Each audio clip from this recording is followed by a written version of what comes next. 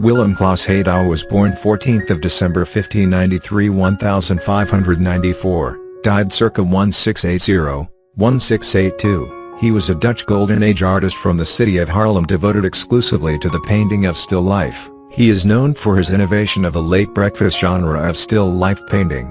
Willem was a contemporary and comrade of Dirk Hals, akin to him in pictorial touch and technical execution, but Haydau was more careful and finished than Hals, showing considerable skill and taste in the arrangement and coloring of his chased cups, beakers and tankards of both precious and inferior metals. Haydau was also associated with the Haarlem artist and fellow still life painter, Floris van Dyck.